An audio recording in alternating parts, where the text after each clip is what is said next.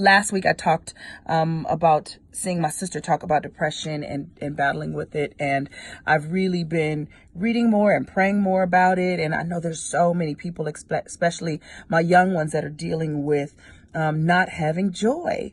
And it's not that you don't have things, you have lots of things, but just for some reason you can't get your hands on joy, on happiness, on fulfillment. And I'm telling you, you don't find it in things. You don't find it in people. You don't find it in likes. You find it in Christ.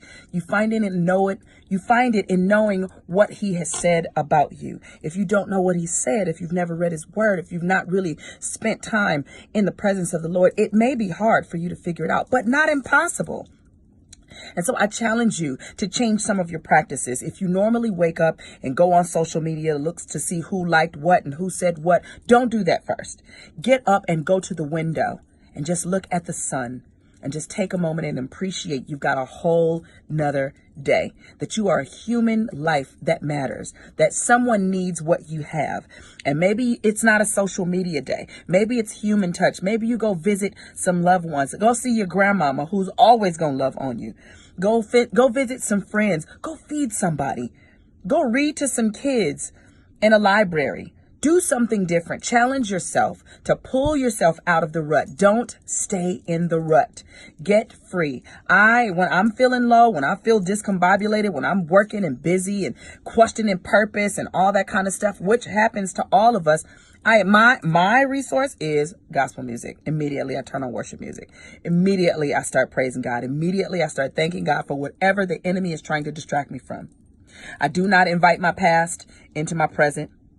I do not get in the worry phase. Are my kids okay? Is the church, my music, am I doing good with the radio show? And what about the next song? And Mary and my I get out of that and I trust God. I trust that if I put it in his hands, it'll be okay. And I declare that it's okay, that the joy of the Lord is my strength, that the peace of God is mine, that I'm loved and I'm necessary and I'm valuable. And I do get outside and I do start exercising and I do start exercising more disciplines in my life that make me better. Every time I start working on my discipline, my life changes. I mean, phone calls coming in, like business changes, everything changes when my discipline changes. When I'm disciplined with my prayer time and my Bible time, and my taking scriptures and hiding them in my heart that I might not sin against God like the word says, everything changes. So I challenge you to tap into the joy of the Lord. Get Tasha Cobb's song, Step Into the Joy of the Lord. Step into it, right? Embrace it. Teach yourself, train yourself to speak joyful thoughts, speak life over your life. But by all means, don't let anything else take you down when God has offered you so much. He's offered you so much. There's so much waiting for you. And I hope you receive it today. All right. That's my joy living for the day.